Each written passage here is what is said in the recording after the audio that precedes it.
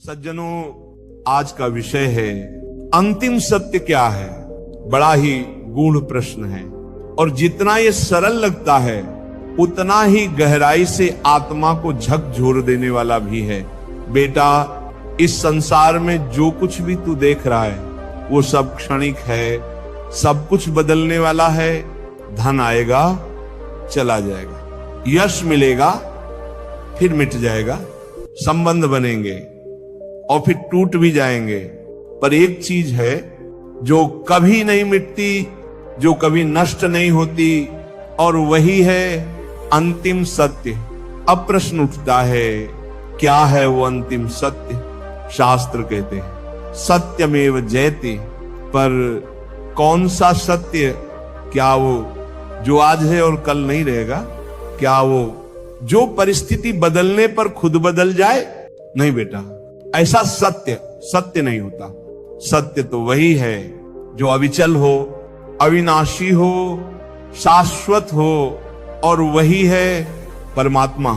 सच्चिदानंद स्वरूप परम ब्रह्म ही इस सृष्टि का अंतिम और एकमात्र सत्य है। बेटा, तू कुछ भी कर ले, सारा संसार घूम ले, सारी किताबें पढ़ ले, सारे रिश्ते आजमा ले, पर जब जीवन की सांसें तेरे साथ छोड़ने लगेंगी ना, तब एक ही चीज तेरे साथ रहेगी, नाम, राम नाम। जिसे तू आत्मा कहता है वही साक्षात परमात्मा की छाया है। और जिस दिन तूने अपने भीतर झांक लिया, अपने असली स्वरूप को पहचान लिया, उसी दिन तुझे अंतिम सत्य का साक्षात्कार होगा। संत तुलसीदास जी कहते हैं, राम बिनु के ही पाई विश्रांति। जैसे बिना दीप के रात अंधियारी। प्यारे भक्तों, अंतिम सत्य को जानने के लिए तुम्हें संसार के बाजार में नहीं, अपने ही भीतर उतरना होगा। तुम्हें नाम जप में लगना होगा, साधना करनी होगी, संतों की सेवा और भक्ति की गंगा में डुबकी लगानी होगी। और जब मन शांत होगा, इंद्रियां संयमित होंगी, लोभ, मोह और क्रोध का अंत होगा, तब भीतर से एक दिव्य प्रकाश फूटेगा जो कहेगा तू वही है, तू आत्मा है, तू सत्य है, तू ब्रह्म है।